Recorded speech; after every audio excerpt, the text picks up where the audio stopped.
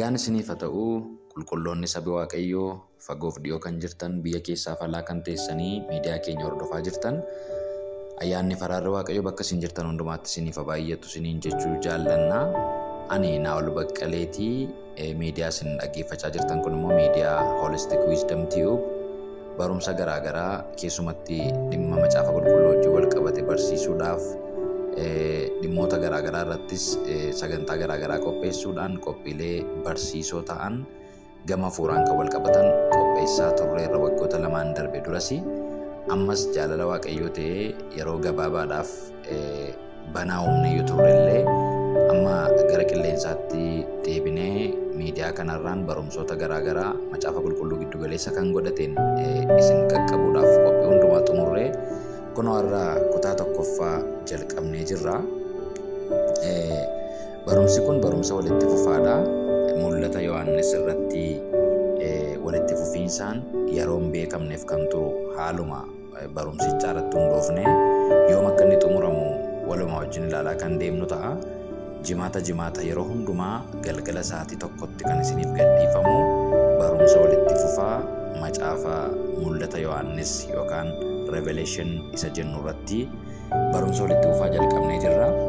Barumsa kana jalqabuu kanan yaadee fi yeroo baay'ee tokkoffaa barumsi kun barumsa waldoota kiristaanaa baay'ee keessatti kennamu miti. Mul'ata Yohaannis irratti namoonni mul'ata Yohaannis kitaaba namaan galle macaafa ergaansaa hin hubatamnee fi dogoggora hiikamuu danda'a sodaa jedhuun macaafa kana baay'inaan yeroo barsiisan hin arginu. Amantoonnis macaafa kana dhuunfaa isaaniitti yeroo isaan qayyabatan yeroo baay'ee hin arginu. Kanaaf tarii wanta baay'ee diippii gadi fagoo yoo ta'uu baatellee amma Waaqayyo ayyaanaan baay'isetti macaafa garaagaraa rifeer gochuu yaaleera. Ammas gara fuulduraatti kutaalee qabaannu keessatti dubbisaa qophaa'a. Waan hafuura qulqulluun naa ibsee fi waan kitaabota garaagaraa irraa argee yeroon itti isin biraan ga'u ta'a jechuudha. Kanaaf kaayyoon ani ergaa kana fudhadhee ba'eef inni guddaan namoonni macaafa kana akka isaan garaa baranidha jechuudha. Macaafa kana garaa baranii macaafa dukkanaa akka inni hin taane akkuma macaafota 65 warra kakuu moofaa Jeenesis irraa jalqabanii jiran hundumaa akkuma ergaa Qolaasaayis, akkuma wangeela Maatiyos, akkuma macaafa faarfannaa macaafa qulqulluu nuuf barreeffame hubatamuu kan danda'u akka inni ta'e beekuudhaan namoonni gara macaafa qulqulluu isaanii qayyabachuutti akka deebi'aniif isaan jajjabeessuu fi xinnoo immoo karaa isaanii kennuudha kaayyoon barumsa kana jalqabee fi kanaaf kutaa jalqabaa kanarraa kaatanii akka dhaggeeffattan waan dhaggeeffattan kan ammoo namoota bira akka inni ga'uuf akka isin sheer gootan baay'ee isin jajjabeessinaa. Waaqayyo isin haa eebbisu. Har'a egaa kutaa tokkoffaa isaa jalqabna. Kutaa tokkoffaa kana keessatti wanti ilaallu seenduubee isaa yookaan akka introductioniitti background isaa mul'ati Yohaannis kun macaafa akkamiitii, akkamitti qayyabannaa, akkamitti hiiknaa kan jedhu introductionii wajjiniin yeroo gabaabaa keessatti fudhannee walii wajjin ilaalla jechuudha. Kutaa itti aanu keessatti boqonnaa tokko lakkoofsa tokko irraatii hin jalqabna. As keessatti garuu utuu gara boqonnaa tokkotti hin galin, utuu gara hiikuutti hin galin macaafumti kun waa'ee maalii dubbataa kan jedhu introductionii gabaabaa keessatti kan wajjin ilaallu ta'a. Marumaatti nu hordofa. Mul'ati Yohaannis kun macaafa apokaaliptikii jedhamuudhaan beekama.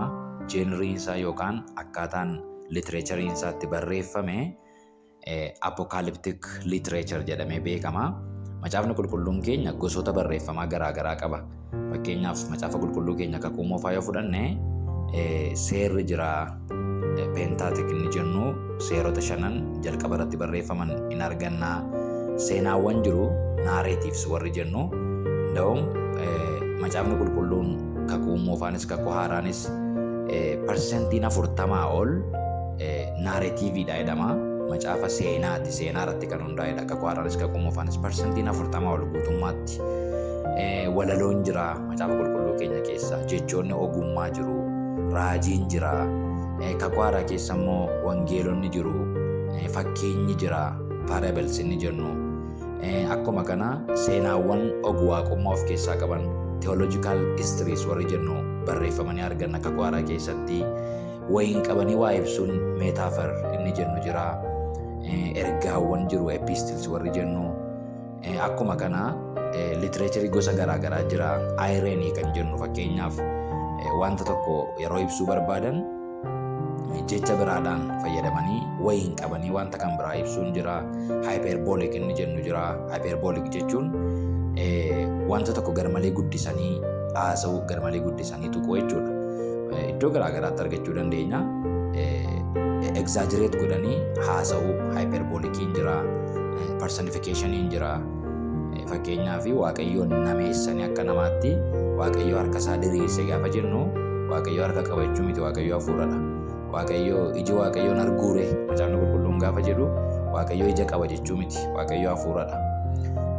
Personification warra jennuudha. Egaa mul'ati Yohaannis kun apokaliptik isa jennuudha. Apokaliptik jechuun gosa barreeffamaa akkamiiti kan jedhu waliin ilaalaa deemna. Apokaliptik inni jennu kuni gosa barreeffamaa baruma durii turedha. Keessumatti baruma durii yoo turellee jaarraa lammaffaa yookaan dhaloota Kiristoosiin dura naannoo bara 200 jalqabee amma dhaloota Kiristoosiin booda bara 100tti umurii waggaa 300 kana keessatti baay'inaan itti fayyadamamaa tureera. Barreessitoonni garaagaraa dhimma amantiis kan barreessan, dhimmoota biraas kan barreessan jaarraa dhaloota Kiristoosiin dura bara 200 amma dhaloota Kiristoosiin booda bara 100 gidduutti barreeffama beekamaa ture. Writing style beekamaa ture apokaliptikii inni jennu kuni. Malli barreeffamaa apokaliptik jennu kuni eenyutu jalqabe yeroo jalqabaaf kan jedhu yaada wal falmisiisaadha. Iskoolaaronni macaafa qulqulluu baay'een isaanii Yihuudotatu jalqabee duruma barreessitoonni Yihuudotaa apokaliptik writing style kana fayyadamaa turaniiru kan jedhu yaadi hin jira. Gama biraatiin immoo lakki barreeffamni kun warra Yihuudotaatiin hin jalqabamne, warra Yihuudii hin taane warra Ormaatiin jalqabame. Fakkeenyaaf warri Iraan fa'aa baruma durii apokaliptik writing kana fayyadamaa turanii kan jedhu yaada kan dhiyeessan jiru. Sanas haa ta'u kana apokaliptik jechi jennu kun jecha Giriikii irraa kan fudhatame. Apokalipsis jecha jedhurraa kan dhufedha. Jecha Giriikii apokalipsis jedhamurraa dhufe. Apokalipsis jechuun revelation isuma jennuudha. Mul'ata yookaan unveiling, bakkeetti baasuu, mul'isuu, golgaa irraa fuudhuu, ifaa gochuu yaada jedhu of keessaa qaba. Apokaliptik writing inni jennu yookaan afaan Giriikiidhaan apokalipsis inni jennu kun hiikisaa kallattiidhaan bakkeetti baasuu, mul'isuu, ifaa gochuu, golgaa irraa saaquu yaada jedhu of keessaa qabu. Barreeffamni kun apokaliptikiidha kan jennu inni tokko mul'atuma Yohaannis boqonnaa 1:1 gaafa macaafa qulqulluu keenya irraa dhannee dubbifannu kun mul'ata Yesuus Kiristoos isanitti wanta dafee ta'uun irra jiru hojjettoota isaatti agarsiisuuf Waaqayyo biraa argateedha. Inni ergamaa isaa Waaqarraa ergee kana hojjetaa isaa Yohaannisitti beeksisee jedha. In beeksise, in mul'ise, in saaxile, akka inni beekamu, akka inni ifaa ta'u godhe, wanta gaaddiddeessu, wanta gurgurraa saaqee jechuudha. Isa kanas apokaliptikii jedhamu jechuudha. Wanta dhokataa, wanta iccitaawaa tokko bakkeetti gaafa baafnu jechuudha. Kanaaf barreeffamni kun boqonnaa jalqabaatee amma boqonnaa dhumaatti yoo fudhattan namoonni baay'eenis ergaa kana kan isaan ija jabaatanii barsiisuu sodaataniif hiikatti laachuu kan sodaatamuuf yeroo baay'ee waldaa kiristaanaa keessatti dhokataadha, kan namaan galleedha, dubbii qolaati, hiika irra keessaa duwwaadhaan waan ilaalamu miti waan ta'eef hiiki kun immoo achirratti ifatti waan hin kennaminiif ija jabaadhee hiikisaa kanadha jechuun na rakkisa yaada jedhurraan kan ka'edha. Garuu kan nama dhibu mul'ati kun mul'ateera. Mul'ata jechuun silumayyuu mul'ateera. Apokaliptikiidha jechuun saaxilameera, bakkeetti beera, golgaan irraa fuudhameera. Kana booddee iccitii miti jechuudha. Wanti tokko apokaliptikiidha jechuun kana booddee iccitii miti, kana booddee dhokataa miti jechuudha. Kanaaf macaafa qulqulluu keenya 66 hubachuu akka dandeenyuuf hafuurri hubachiisu spirit of revelation nuu kennameera. Hafuurri hubachiisu qixa Maatiyosiin hubannutti, qixa Maarqosiin hubannutti, mul'ata Yohaannisiin hafuurri nu hubachiisu nuu kennameera. Sana biratti garuu seenaawwan garaagaraa cultural study, historical study gochuu qabna, macaafota gaggalagalchuu qabna, koomentarii garaagaraa ilaaluun barbaachisaadha. Macaafa kamiiniyyuu sirriitti hubachuudhaaf. Gamanumaan egaa maal inni garaagarummaan raajiif mul'ataa kan jedhuun waa tokko isiniif kaasuu barbaada.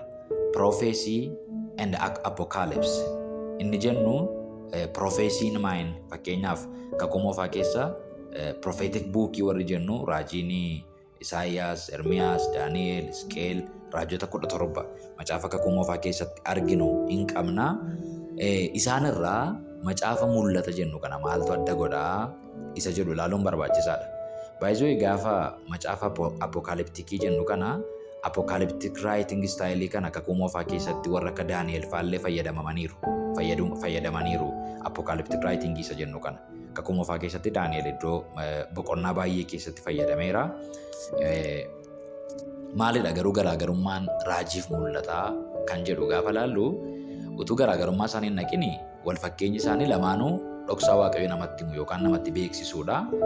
Akkuma kana lamaanuu waa'ee waan egeree dubbachuu kan danda'anidha. Waan fiichariitti ta'u dubbachuu ibsuu kan danda'anidha. Raajiin xiqqoo ishee keessumatti bara kana akka itti waldaa kiristaanaa keessatti raajiin fudhatamee jiru isa macaafa qulqulluu irraa garaagarummaa qaba. Karaan itti garaagarummaa qabu waan lamaan tokkoon isinii kaasuu yaala. Raajii, profeesii inni jennu jechuudha. Tokko akka macaafa qulqulluutti abaluu raajiidha jechuun seer, overseer, supervisorii waaqayyoo kan ta'u, ija waaqayyoo ta'ee saba waaqayyoo kan ilaalu, mana mootummaa kan ilaalu, siyaasa biyyaa kan ilaalu, haala uummata irra jiru kan ilaalu, warra yaada waaqayyoof akka dubbii waaqayyootti jiraachaa hin jirre kan dheekkamu kan ifatu supervisorii waaqayyoo jechuudha malee raajii jechuun akka macaafa qulqulluutti nama calluma jedhee biyya alaa baataa, konkolaataa bittaa, hin furdattaa, hin guddatta duwwaa nama jedhu akka hin taane beekuun baay'ee barbaachisaadha. Inumaayyuu raajonni baay'inaan yeroo isaan dheekkaman, yeroo isaan saba gara waaqayyootti deebisan argina macaafa qulqulluu keenya irraati jechuudha. Waan nama dhibu inni lammaffaan macaafa qulqulluu keenya keessaa raajiin foretelling jedhamee iddoo lamatti qoodama. Foretelling prophecy and the foretelling prophecy jedhamee iddoo lamatti qoodama. Foretelling prophecy jechuun haala qabatamaa amma sabichi keessa jiru kan itti himu jechuudha. Ijaan ilaalee waaqayyo irraa dhaga'ee saba nana haala akkasii keessa jirta, cubbuu keessa jirta, waaqayyoon sodaachaa hin jirtu, dubbii waaqayyootti jiraachaa hin jirtu jedhee deebii kan ittiin jedhu haala qabatamaa har'aa kan dubbatu raajii macaafa qulqulluu keessaa arginu. 70 ol macaafa qulqulluu keenya irratti foretelling prophecy isa jennu kan argina.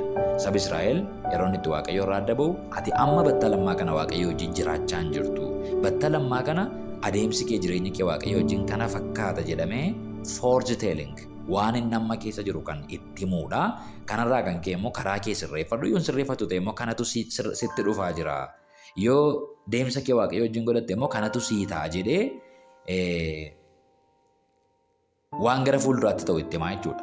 Foretelling isa jennu garuu gara fuulduraatti eebbat ta'a, badhaadhinat ta'a, gammachuu ta'a, yookaan immoo rakkinat ta'a, adabat ta'a kan jedhu foretelling isa jennu immoo 30 duwwaa macaafa qulqulluu keenya keessatti arganna. Raajii Isaayyaas dubbate keessaa, raajii Ermiyaas dubbate walitti cuunfamee raajonni kakuu moofaa hundumtuu kan dubbatan 70% foretelling, 30% immoo foretelling isa jennu akka inni ta'e adda baasnee hubachuu dandeenya. Bara kana ammaa keessa wanta jiru yoo ilaaltan garuu raajiin foretellingii dubbachuu dhiisaniiru warri nuun raajota ofiin jedhan jechuudha. Bara akkasii kanas sii ta'a, waan isaan beeku malee yeroo gabaabaa gidduutti kanas sii ta'a, waan isaan beeku malee injee sadii booddee kanas sii ta'a kan jedhu ala amma haalati irra jirtu kanadha. Amma haalati irra jirtu waaqayyo waa'ee kee akkas naan jedha waan ta'eef jireenya kee akkas godhadhu, kiristiyaaniitii laayifii kee akkas godhadhu jedhanii dubbachuun baay'ee kan hin mul'anneef kun immoo faallaa raajii macaafa qulqulluu akka inni ta'e keessatti agarraa jechuudha. Egaa raajiin waa'ee waan bara booda ta'uu in dubbata yookaan fiicharii keessatti wanta ta'u in dubbata. Yeroo dubbatu garuu har'a akkasitti jiraachaa jirta waan ta'eef bor kanatu ta'a, kanatu sii ta'a yookaan kanatu sirratti ta'a jedhee dubbata. Jalqaba foorjiteelingii dubbata. Amma haalata irra jirtu kana waan ta'eef bor immoo kanas siif ta'a yookaan kanatu sirratti ta'a yaada jedhuun dubbatama yeroo baay'ee raajii inni jennu macaafa qulqulluu irratti.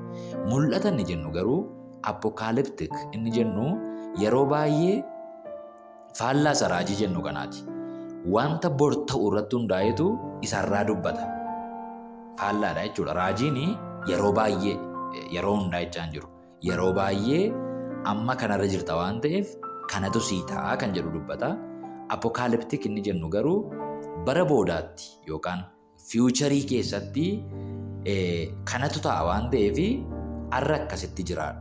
Har'a kana godhii jedheetu jireenya keenya har'aa sheep akka godhannu gargaara jechuudha. Isa borii nutti murraa jalqabaa jechuudha. Baay'inaan apokaaliptikii inni jennu kun waa'ee bara dhumaa dubbachuu irratti kan xiyyeeffatedha. Eskaatoloojikaal isa jennu jechuudha. Waa'ee bara dhumaa dubbachuu irratti kan xiyyeeffatudha. Akkuma kana barreeffamoonni apokaaliptik ta'an yeroo baay'ee dualistic approach qabu. Dualistic approach jechuun waan lama wal cina qabanii dubbatu. Waaqayyoof seexana, jireenya lafarraaf jireenya waaqarraa, wanta hamaa evil, wanta cubbuu fi wanta gaarii, wanta waaqayyootti gammadu, waan yeroo gabaabaadhaaf ta'uuf, waan bara baraaf ta'u, addunyaa mancaateef, addunyaa ishee waaqarraa dualistic approach qabu wal bira qabanii dubbachuudhaan beekamu. Inni kan biraan apokaaliptik inni jennu kun rigid determinism isa jedhu of keessaa qabu. Rigid determinism jechuun waan hundumtuu akka bakkaaf yeroo waaqayyo jedhe qofatti ta'a. Waaqayyo baroota dura waan hundumaa murteessee iskiijul godhee yerootti godhee akka isaaf bakka isaa hundumaa tooressee lafa kaa'ee jira kan jedhu kan agarsiisanidha. Fakkeenyaaf macaafa mul'ata Yohaannisiin gaafa dubbiftan waa'ee mootummaa waggaa kumaa, waa'ee dhufaatii Kiristoos, wantoota ta'an hundumaa waaqayyo durumaa iskiijul godhee karoorsee toora qabsiisee akka inni jiru kan agarsiisanidha. Inni baay'ee guddaan isin hubachuu qabdan macaafa mul'ata Yohaannis keessatti hundumti keenya gaafa dubbisnu kan hubachuu qabnu mul'atii yookaan apokaaliptik raayitingiin kamiyyuu yeroo baay'ee wanta simboolik ta'an qabu. Simboolik kan ta'an, figuraatiif kan ta'an, lakkoofsa garaagaraa qabu, fakkiiwwan garaagaraa waa ibsu, wayiin qabanii waa ibsu. Macaafonni apokaaliptik jennu kun jechuudha. Fakkeenyaaf macaafa mul'ata Yohaannis keessatti bineensa gaanfa torba qabuun argee, bofan argee, jawween argee, dubartii akkasiin argee gaafa jedhu liitiraalii akkuma achirra jirutti kan dhugnu kan fudhannu otoo hin taane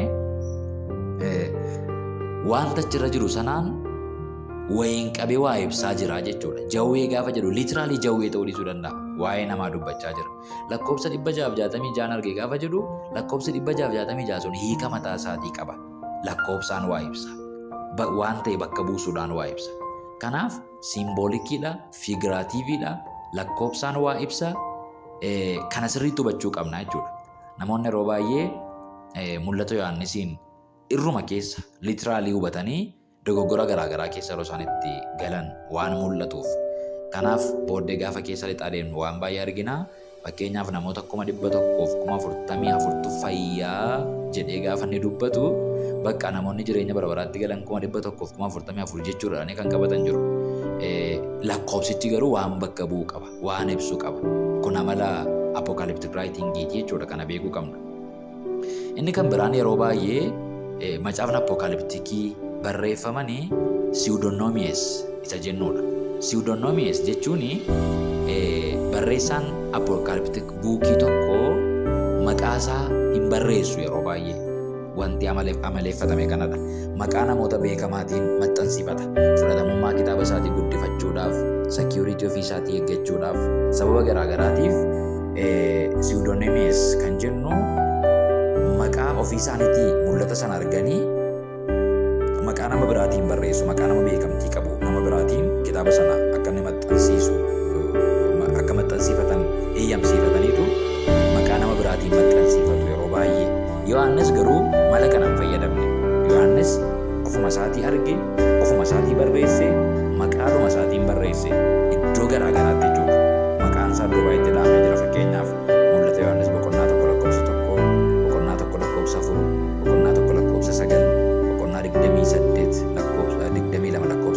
yoo dubbiftan Yohaannis ani Yohaannis jedhee irra deddeebi'ee maqaa isaa dha'uudhaan yeroo inni itti ibsu agarra.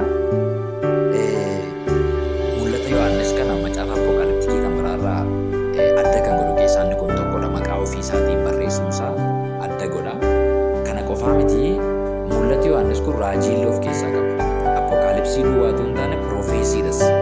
Mul'ata boqonnaa tokko lakkoofsa 3 irratti akka inni raajii ta'e jala muree piroofeesiidha. Dubbii raajii kana jedhee irra deddeebi'ee dubbateera. Akkuma kana mul'ata boqonnaa 22 lakkoofsa 7 lakkoofsa 10 lakkoofsa 18 amma 19 yoo dubbiftan dubbii raajii macaafa kana keessatti barreeffame jecha jedhu argattu. Kanaaf macaafni kun mul'ata duwwaatu hin taane raajiidhas, apokaalipsiidhas, piroofeesiidhas. Addummaan isaa isa kanadha jechuudha. Gara barreessaa macaafa kanaatti gaafa dhufnu yaada isaa waan tokko introductioniif akka ta'uttan isinitti dubbachaa jira. Gara barreessaatti gaafa dhufnu barreessaan kitaaba kanaa ergamaa Yohaannisiin akka inni ta'e beekuun barbaachisaadha. Ergamaa Yohaannis bartoota gooftaa 12 keessaa nama tokko akka ture, nama yeroo baay'ee gooftaatti maxxanee taa'u, wangeela Yohaannis boqonnaa 13 lakkoofsa 23 irraa kan argannu, gooftaa wajjin hariiroo bareedaa nama qabu, wangeela Yohaannisiin nama barreesse, ergaa Yohaannis 1ffaa, 2ffaa, 3ffaa nama barreesse, macaafa 5ffaa mul'ata Yohaannis amma qayyabachuudhaaf jalqabaa jirru kan ammoo dabalataan nama barreesse ta'uusaa in hubannaa jechuudha. Macaafa mul'ata Yohaannis jennu kana Yohaannis akka barreesse abbootii waldaa kiristaanaa baay'ee mirkaneessaniiru. Fakkeenyaaf Justin Martyr nama Yohaannis kana sirriitti beeku akka ta'ee fi barreessaa mul'ata Yohaannis kun leesuma akka ta'e dubbateera. Iraanis dubbateera. Clement of Alexandria dubbateera. Tertullian dubbateera. Abbootii waldaa kiristaanaa baay'een isaanii mul'ata Yohaannisiin kan barreesse Yohaannisiin akka ta'e itti walii galu, namoonni itti waliin galles immoo jiru. Barritti macaafni mul'ata Yohaannis jennu kun barreeffame mootota Roomaa warra bebbeekamoo 10 keessaa bara namicha Domitian jennu naannoo bara 89 amma 96 dhaloota Kiristoosiin booda mootii Roomaa nama ture Domitian. Bara sana keessa akka inni barreeffame itti walii galama. Most probably bara 95 ta'uu hin hafuu kan jedhu namoonni yaada isaanii kaan namoonni baay'een jiru. Utuu Yohaannis hin du'in naannoo bara 95 fi naannoo sanatti bara Domitian bulchaa mootii Roomaa ture keessa mul'ata barreeffame akka inni ta'e agarraa jechuudha. Yohaannis egaa ergaa kana kan inni fudhate, mul'ata kana kan inni fudhate Aaximoos iddoo jedhamu lafa cittuu yookaan Iceland Dasseet ishee jennu achi keessa sababii amantiitti cichuu isaatiif, sababii Yesus Kiristoositti cichee dhaabbachuu isaatiif ari'atama mootummaan Roomaa irratti geggeessee adabaaf gara iddoo Aaximoos jedhu kanatti geessee keessatti bara sana keessatti akka barreesse mul'ata Yohaannis boqonnaa 1 lakkoofsa 9 irraa argachuun hin danda'ama. Akkas jira lakkoofsa 9 irraa. Ani Yohaannis obboleessi keessan rakkina keessaa, mootummaa keessaa, obsaan Yesuusii wajjin hafuu keessaas isinii wajjin nan hirmaadha. Dubbii Waaqayyoo duukaa wanta Yesuus dhugaa ba'e duukaas waan an bu'eef biyya bishaan keessaa ishee Phaaximoo jedhamtu tokkotti nan geeffamee jedha. Dubbii Waaqayyoo duukaa waan an bu'eef wanta Yesuus dhugaa ba'e duukaas waan an bu'eefan biyya Phaaximoos jedhamutti geeffamee jedhee yeroo dubbatu agarra. Phaaximoos kan jennu kun iddoo baay'ee qorru, iddoo baay'ee diidallaa'u, iddoo mootiin Roomaa adaba siiriyees ta'e namoota irratti raawwachuu barbaadu geessee adaba gurguddaa irratti raawwatu akka inni ta'e iskoolaaronni garaagaraa qorattoonni macaafa qulqulluu hin dubbatu. Yohaannisis bara dulluma isaa keessa bartoonni hundumtuu erga biraa du'anii, kaan billaadhaan citanii, kaan zayitii danfaa keessa buufamanii, kaan leencaan erga nyaachifamanii ari'atamni garaagaraa iddoo waldaa kiristaanaa keessatti bara Neeroo irraa jalqabee erga ta'e booddee dhuma irratti bartoota hundumaa keessaa kan du'e isadha. Gara dhummisaa Phaaximoosii ba'ee erga mul'ata kana barreesse waldaa Efesoonitti deebi'ee Efesoonumatti akka inni du'e namoonni tokko hin dubbatu. Adabaaf akka inni geeffamee fi haala rakkisaa kana keessa taa'ee akka inni mul'ata kana Waaqayyo isatti agarsiise macaafa kanarraa argachuu dandeenya jechuudha. Warri ergaan kun isaaniif barreeffame immoo eenyudha? Ergaan kun eenyuuf barreeffame kan jedhu gaafa ilaallu, ergaan kun kiristaanota naannoo bara 95 yeroo Doomisheen mootii Roomaa ta'ee jiru keessa sababii amantii isaaniif mootummaa Roomaan ari'atamaa turan isaaniif akka inni barreeffame argina jechuudha. Sababa amantii isaaniitiif bara Roomaa keessumatti bara Neerootii jalqabee amma Doomisheen isa amma turetti waldaan kiristaanaa yeroo ishenitti ari'atamaa turte, namoonni maqaa Kiristoosii waammatan mootii Roomaatiin yerootti adamfamaa, reebamaa, ajjeefamaa, biyyaa baafamaa, manni harkatti gubamaa, rakkina gidiraa garaagaraa sababii wangeelaatiif fudhachaa turan keessadha jechuudha kan inni barreeffame bara akkasii ture. Egaa mul'ati kun warra yeroo sana tureef abdii guddaa kan kenne ture. Sababni isaa yeroon sun yerootti hamminniif jallinni safara dhabe bittaa Roomaa jalatti kiristaanota irratti geggeeffamaa ture waan ta'eef, macaafni kun immoo jallinni xumura akka qabu, biyyi lafaa xumura akka qabu, seexanni, cubbuun, ari'atamni, du'is barabaraan akka isaan itti hin fufne, barabaraan kan itti fufu warra Kiristoosiin amanatee fi Kiristoosiif mootummaa isaa qofa akka ta'e, Yesuus Kiristoos deebi'ee akka dhufu, kiristaanonni abdii akka qabanii, Waaqayyoo biyya lafaa kana guyyaa tokko akka waraqataatti maree dabarsee warra isatti amananiif immoo xumura ulfinaa fiduudhaaf akka jiru kan keessatti barreeffame, kan keessatti abdiin guddaan kennamedha waan ta'eef, barreeffamni kun, mul'ati kun amantoota bara sana turaniif sagalee abdii guddaa, sagalee jajjabinaa guddaa ture jechuudha.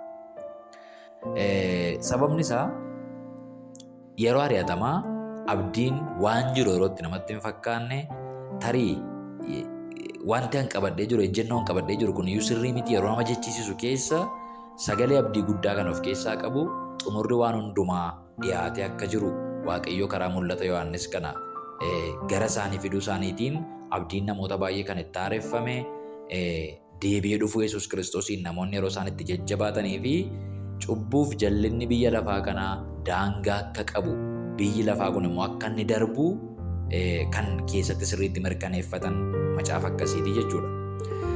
Mul'ati Yohaannis kun tarii macaafota qulqulluu kakuu haaraa hundumaa caalaa biyyoota garaagaraaf iddoo garaagaraatti distribuuted ta'uudhaan, raabsamuudhaan, qaqqabsiifamuudhaan hunduma caaluu danda'a jedhamee yaadama. Macaafni kun macaafa baay'ee dubbifame, macaafa baay'ee raabsame, macaafa seenaa waldaa kiristaanaa keessatti baay'inaan macaafa kam caalaa iyyuu itti fayyadamame ta'uunsaa hin oolu kan jedhan barreessitoonni jiru. Erga kana jennee mala hiikaa isaatii irratti waan gaggabaabaa duwwaa isinii kaaseen darbuu barbaada. Macaafa kana gaafa hiikkannu akkamitti hiikkannaa isa jedhu beekuun baay'ee barbaachisaadha. Macaafa kana view afurtu jira yookaan yaadolee gurguddaa afurtu jira. Macaafa kana irratti akkamittiin hiikkachuu qabna, macaafi kun waa'ee maalii dubbata, akkamittiin immoo hiikkanna kan jedhu yaadota gurguddaa afurtu jiru. Yaadota kana gurguddaa arfan walii wajjin haa ilaallu. Yaadni tokkoffaan preterist view isa jennuudha. Preterist view'n mul'ati Yohaannis mul'ata dhoksaa tokko iyyuu of keessaa hin qabneedha. Mul'ati kun haala qabatamaa jaarraa tokkoffaa keessa ture irratti hundaa'ee kan barreeffamedha. Akkasuma immoo namoota jaarraa tokkoffaa keessa jiraniif dhoksaa tokko malee, iccitii tokko malee, simbalii fiigarii warra jechaa ture tokko iyyuu malee ifaaf ifatti isaaniif kan galuu fi mul'ata raawwatamedha. Mul'ati kun kan raawwatame dhaloota Kiristoosiin booda bara 70 yeroo mootiin Roomaan Tiitas jennu magaalaa Yerusaalemiin guutummaa guutuutti koloneeffatee qabatee mana qulqullummaa yookaan tempelii warri Jiwusii keessatti waaqeffatan immoo yeroo barbadeesse bara sana keessa raawwatame, mul'ata raawwatamedha. Gara fuulduraatti waan ta'uudha jettanii yaada jedhudha. Preterist view'n jennu kun waan gara fuulduraatti ta'u miti, bara 70 raawwatameera. Akkuma macaafa ergaawwan kan biraa gaafa dubbistan wanta yeroo sana ta'e haala yeroo sanaa irratti hundaa'e akkuma barreeffame ergaan Qorontos, ergaan biraan akkasumatti akka barreeffame, mul'ati Yohaannis kan jennu kunis immoo haala jaarraa tokkoffaa keessa ari'atamaan wal qabatee ture irratti hundaa'ee kan barreeffamee fi bara 70 keessa kan raawwatamedha yaada jedhu of keessaa qaba. Kana dhibbaa dhibba akka nuun hin fudhanne maaltu nu godha? Mul'ata Yohaannis keessatti wanti raawwatamin akka barreeffame iddoo baay'eetti argachuu dandeenya. Keessumatti boqonnaa gara xumuraa irratti Yerusaalem ishee haaraan akka waaqarraa gadi buutu, biyyi lafaa kun immoo akka darbu, waggaa 1,000 mootummaa waggaa 1,000 wantoota baay'ee macaafa kana keessatti barreeffaman litiraalii bara 70 xumuramaniiru akka nuti hin jenne nu godhu. Gooftaan deebi'ee hin dhufne, seexanni guutummaa guutuutti hin hidhamne, Yerusaalem ishee haaraa waaqarraa gadi hin buune, biyyi lafaa kun hin dabarre, firdiin xumuraa hin taane. Kanaaf macaafni kun akka vi'uu yookaan yaada pireteristiitti hiikama yoo jenne rakkina qaba waan ta'eef isa kana yaadatti qabachaa deemuun barbaachisaadha. Yaadi inni lammaffaan historisiitii vi'uu kan jedhudha. Istoorii kan jedhurraa kan dhufedha. Historisiitii vi'uun mul'ata Yohaannis keessatti wanti barraa'ee seenaawwan Waaqayyoo baroota dhufan keessatti tokko tokko raawwachuuf yaadeedha. Kana jechuun Waaqayyoo baroota dhufan hundumaa keessatti waan inni yeroo yerootti raawwachuudhaaf jedhu kan kaa'edha malee yaada jaarraa tokkoffaa keessa xumurameera raawwatameera akka pireteristiin haasa'an jedhamus miti. Yookaan immoo yeroon ta'e tokko raawwatama bara dhumaa irratti yeroo ta'e tokko fiixaan ba'a waan jennus miti. Seenaawwan hundumaa keessatti mul'atoonni kun raawwatamaa deemu. Fakkeenyaaf Waaqayyo cubbuu irratti hin farada, seexana hidhidha. Yeroo yerootti sa'aatiin barbaachisaa ta'etti seenaa keessatti wanta Waaqayyo gochaa deemudha kan jedhu jaarraa afuraffaa keessa yaada developmenteedha. Yaadi kuni waan nama dhibu reformersii warra jennu warra akka Maartiin Luuter faallee yaada kana fudhatanii turan. Kana fudhachuudhaan maal jedhanii yaadu turanii? Fakkeenyaaf waa'ee antikiraayistii yookaan kiristoos isa sobaafaa pooppii yookaan paappaasii kaatolikii roomaati fa'aa jedhanii barsiisaa fa'aa turanii akkasitti hubachaa turan jechuudha. Warroonni bara riformeeshinii turan, warroonni naannoo Maartiin Luuter fa'aa turanii jechuudha. Kanaaf waa'ee antikiraayistii macaafni qulqulluun gaafa dubbatu waa'ee mootii pooppii yookaan paappaasii kaatolikii roomaa kana dubbachaa jiran gara biraatiin jedhanii namoonni akkasitti yaada kana kaasan illee jiru. Inni sadaffaan futuristic approach yookaan eschatological view isa jennudha. Baay'eensaa macaafonni mul'ata Yohaannis irratti barreeffaman yaada isa kana hordofu futuristic eschatological isa jennu kanadha jechuudha. Yaadi kuni mul'ata dana keessatti barreeffame kun waan gara fuulduraatti bara dhumaa keessatti wanta ta'u ilaallata. Wanta gidiraa waggaa 7 keessatti ta'u kan ilaallatu baay'eetu jira. Wanta mootummaa waggaa 1000 keessatti ta'u kan ilaallatu baay'ee jira. Baay'eensaa waan amma ta'utu hin taane fuuturistikiidha. Gara fuulduraatti kan ta'udha. Eschatologicalidha. Dhuma baraa keessatti wanta ta'udha. Yaada jedhu kaasu. Kanarraa kan ka'e waan isin dhibu mul'ata kana iddoo lamatti qoodu jechuudha warri fuuturistikii. Iddoo gurguddaa lamatti qoodu. Boqonnaa tokko immoo boqonnaa 3tti bara waldaa kiristiyaanaa kan ibsudha jedhanii qoodu. Boqonnaa 4 kaasee amma xumuraatti immoo eschatologicalidha. Bara dhumaa akka ta'etti hiikamaa jedhanii lafa kaa'u. Kana jechuun maal jechuudha? Mul'ati boqonnaan tokko amma 3 waa'ee bara waldaa kiristiyaanaa dubbata gaafa jedhan maal jechuu barbaadaniiti? Fakkeenyaaf ergaa waldoota 7 kan jedhu argina. 7 jechuun maaliif 6 hin jenne? Maaliif 8 hin jenne? Maaliif 10 hin jenne? 7 jechuun lakkoofsa guutuudha waan ta'eef bara waldaan kiristiyaanaa erga gaafa Phenxeqoosxee hundoofte jalqabdee biyya lafaarra jiraattu hundumaatti wanta waldaan kiristiyaanaa keessa darbitu akeekuu isaati, dubbachuu isaati malee gaafa waa'ee waldaa Efesoon dubbatu waa'ee waldaa lookaal charchii Efesoon jedhamtu sana duwwaa miti. Waa'ee Simiirnaa gaafa jedhu waa'ee Simiirnaa duwwaa miti. Bara waldaan kiristiyaanaa biyya lafaarra jirtu hundumaa 7 jechuun guutuudha waan ta'eef bara waldaa kiristiyaanaati jedhanii dubbatu.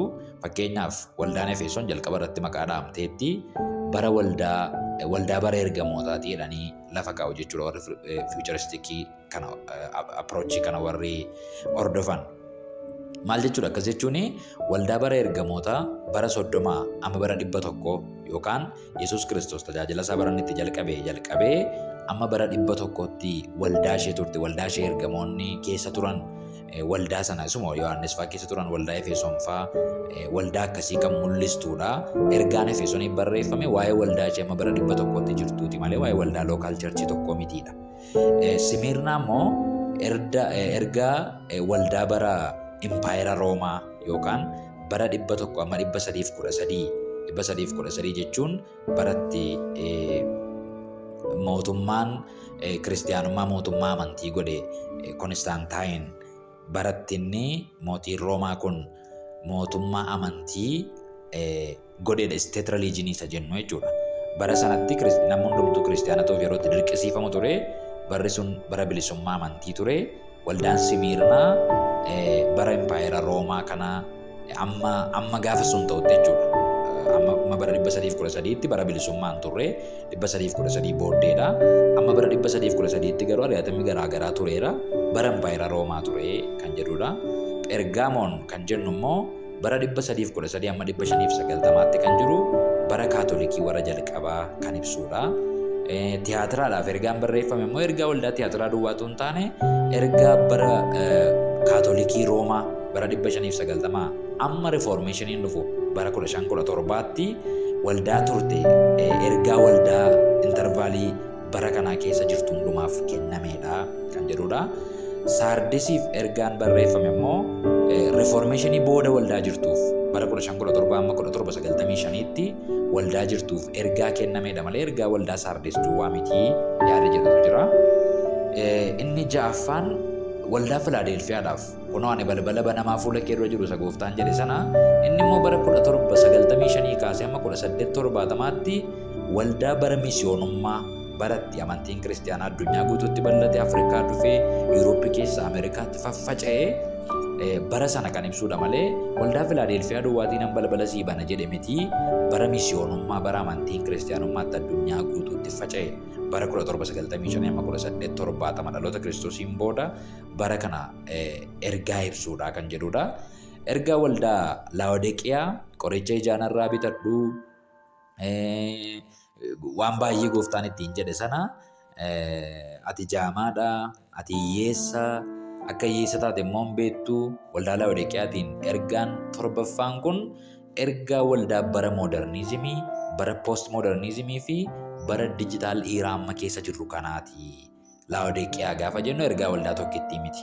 Bara 1870 booddee jaarraa 20ffaa 21ffaa jaarraa amma Yesuus dhufutti itti fufu hundumaatiif ergaa kenname kan ibsudha waldaan Laawodiqiyaa jedhanii warri futuristic approach kana amanan akkasittiin hordofu jechuudha. Boqonnaa 4 gaafa dhaqxan garuu boqonnaa 4 boqonnaan 5 waa'ee sagada waaqarraa, waa'ee Waaqayyo abbaan teessoo irra taa'uu fi ilmi akkamitti akka waaqeffamu kan ibsanidha. Achirraa kaasee kan jiru egaa iskaatolojikaaliidha.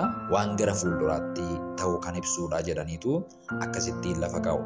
Inni 4ffaaf inni dhuma idealists or timeless symbolic approach isa jennudha.